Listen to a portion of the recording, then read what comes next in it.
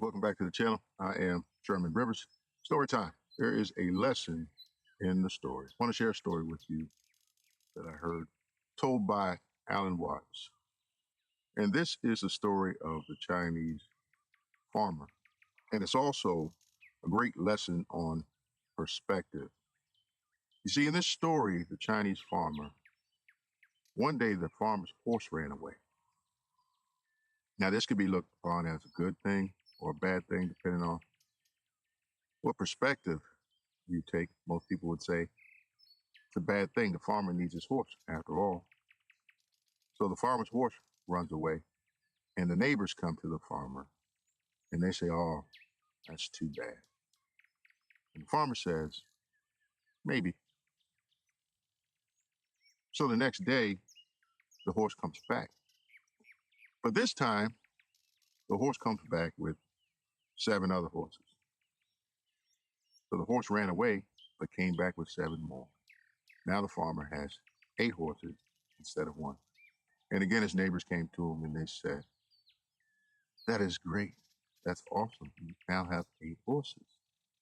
And the farmer again says, "Maybe." Again, it's all about perspective. The next day, the farmer's son is out trying to break one of the horses, train the horse, domesticate the horse, whatever word you want to use. The horse was having none of it. So he threw the boy and he broke his leg. Here comes the neighbors again. You know, it always seems like someone else has something to say. And they all go to the farmer and they say, "That's too bad. You know, after all, the boy now has a broken leg. Or the young man now has a broken leg." And the farmer says, "Maybe." At this point, the neighbors are thinking this guy is a little off his rocker. I mean, some basic truths, and he seems a little out of touch with reality. First, his horse runs away, and he doesn't seem to think that's a bad thing. He just says, "It might be, maybe." Horse comes back, brings 7 other horses with it. He doesn't think that's a great thing. He just says, "Might be, maybe." And now his son has a broken leg. The young man who he depends on to help him run his farm has a broken leg. They tell him it's a bad thing, and he simply says, "Maybe." Guess it all comes down to perspective. Well, the next day, the army comes by, and they're looking to conscript soldiers, draft them, force young men into the military, send them off to die in war. But the farmer's son can't go. They reject him because he has a broken leg. And again, here come those neighbors. They say, "That's great." And the farmer says, "Maybe."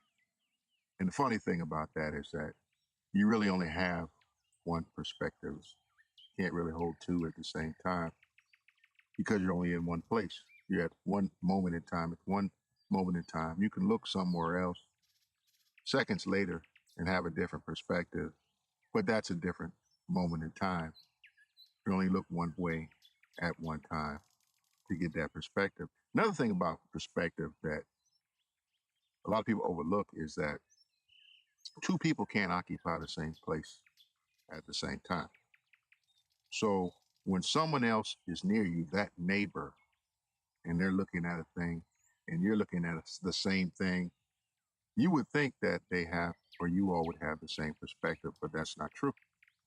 It's just like in that example, they're not standing in the same place as you. You're not standing in the same place as them. You're both actually seeing something different.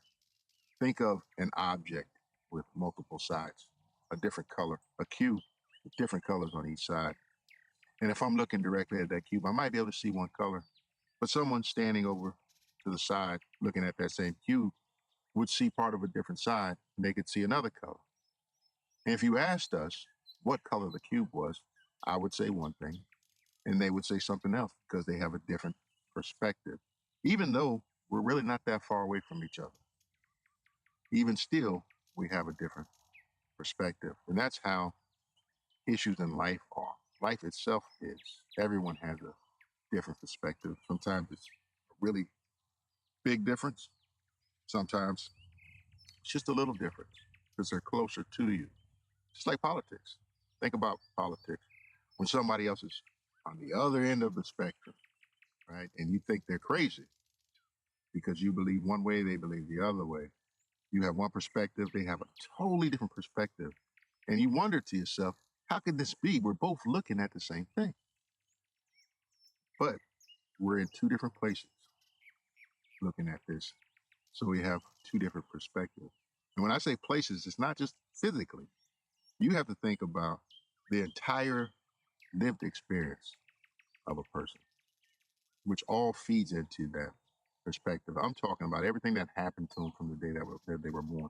One exercise I like to do when I'm really feeling bothered or perturbed by someone is a game I like to play. And I like to say that we're all the same person, that they are actually me and I'm actually them. We are actually part of the one. I like to run this scenario.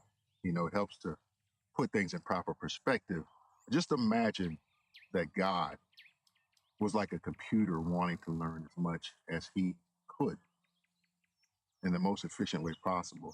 How do computers learn? They run these programs over and over and over again, right? They run these different scenarios to gather different information. So just imagine if you put yourself here to learn a lesson, and then you put yourself somewhere else to learn a lesson, and then you put yourself in a different time to learn a lesson. You placed yourself in as many different possibilities as possible. I guarantee you the lessons that you learn, the perspectives that you have would all be different.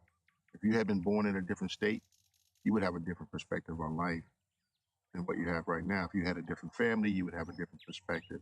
You would have the results of someone who was born or put in a different place at a different time. You would see the same thing slightly different or greatly different. So I use that exercise to say that no matter how crazy they are, if I had been born when they were born into the family that they were born into and went through the exact same things in life that they had gone through, that there's a good chance I'd be just as crazy as they are. So to deal with that, I say, that's just me having a different experience.